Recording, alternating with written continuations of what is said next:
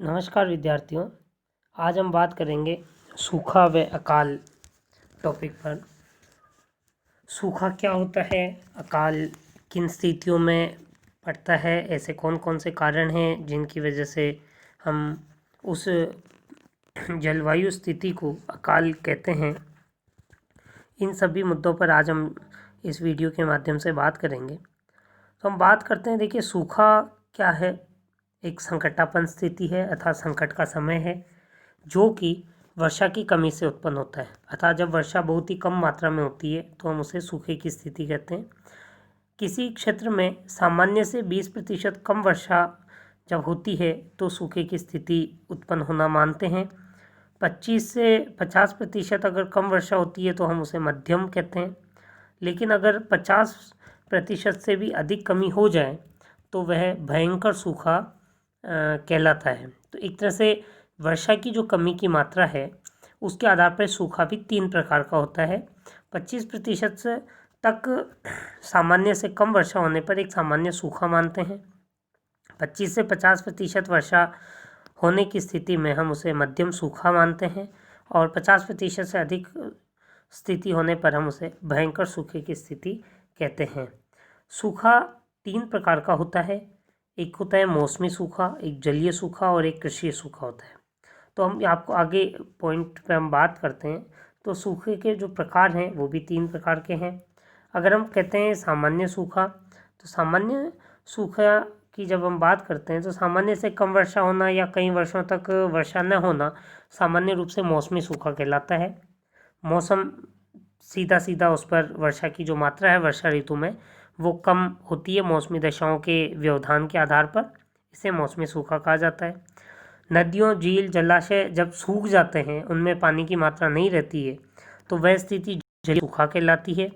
और जब मृदा में नमी धारण करने की क्षमता समाप्त हो जाती है और पौधों की वृद्धि में रुकावट आती है, वनस्पति समाप्त होने लगती है, तो वह स्थिति कृषि सूखा कहलाती है।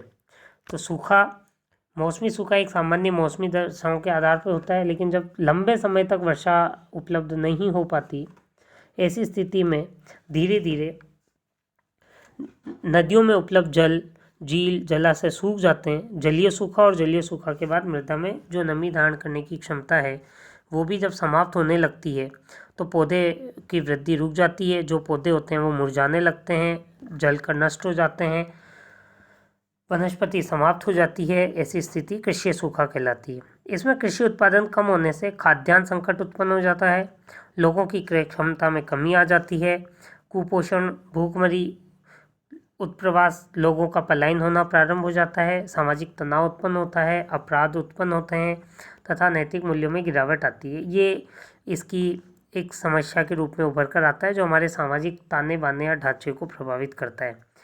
अगर हम सिंचाई विभाग के अनुसार सूखे की बात करें तो सिंचाई विभाग के अनुसार भारत में 2 प्रकार के सूखाग्रस्त क्षेत्र हैं।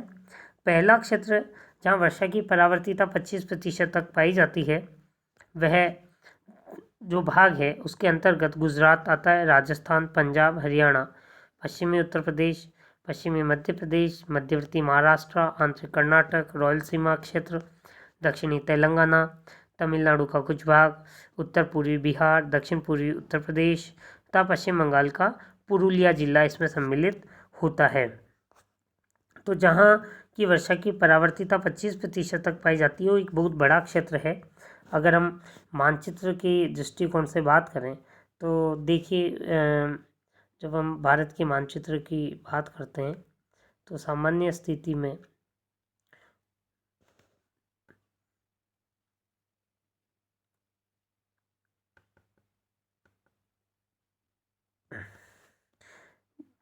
पश्चिम बंगाल का पुरुलिया जिला, कुछ यूपी का हिस्सा, कुछ बिहार का हिस्सा, राजस्थान, पंजाब, हरियाणा, ये एक जो बहुत बड़ा क्षेत्र है, ये जो भाग है ये पूरा का पूरा भाग इसमें सम्मिलित होता है। दक्षिण में हम बात करें तो महाराष्ट्र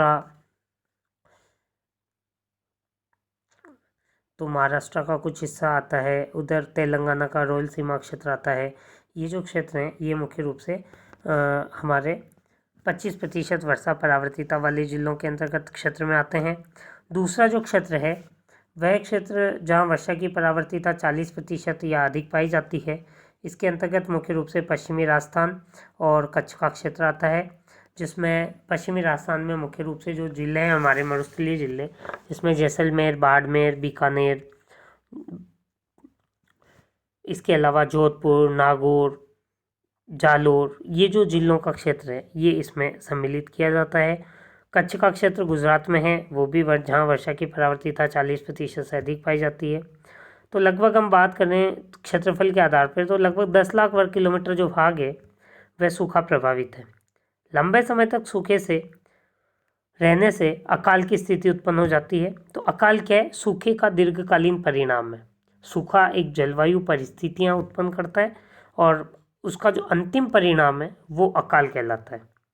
जब लंबे समय तक सूखा रहता है, सारी चीज़ें समाप्त होने के कगार पर होती है, उत्पादन नहीं के बराबर होता है, जल की पर्याप्त मात्रा नहीं रहती, जल धीरे धीरे समाप्त होने लगता है और भूमि में नमी की क्षमता समाप्त होने लगती है, तो वह उसका जो परिणाम आता है वो है अकाल।